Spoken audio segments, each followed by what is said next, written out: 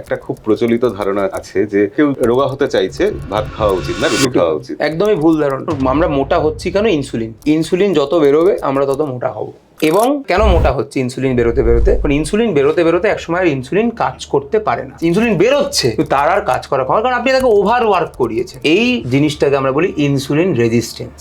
যখনই insulin resistance শুরু হয়ে যাবে তখনই আপনি মোটা হতে শুরু করবেন। আপনার ঘাড়ের এখানে কালো দাগ হতে শুরু করবে, আপনার এনার্জি লেভেল ড্রপ করতে শুরু করবে। এগুলো সবই হচ্ছে ইনসুলিন রেজিস্ট্যান্সের বিভিন্ন দিক। তাহলে আপনি তখন কি করবেন? ইনসুলিনকে কম খাটাতে চাইবেন। ইনসুলিন বেরোয় শর্করা জাতীয় খাবার, আপনি শর্করা জাতীয় খাবারকে অ্যাভয়েড করবেন। সরাসরি চিনি আছে যেখানে, সেগুলো তো একেবারেই বাদ দিতে হবে। আর যেগুলো কমপ্লেক্স সুগার, যেরকম ভাত, রুটি, পাউরুটি, এইগুলোকে আপনাকে কম করে দিতে হবে। ভাত রুটির মধ্যে কোনো পার্থক্য নেই। লোকে আবার বলে ওটস, সব শর্করা, ওর মধ্যে হয়তো একটু ফাইবার রয়েছে, তার জন্য আপনি শাকসবজি খেয়ে নিন। তাই আপনাকে যদি ইনসুলিন রেজিস্ট্যান্সকে রিভার্স করতে হয় তাহলে আপনি যেটা করবেন, শর্করা খাবারকে একদম কম করে দেবেন।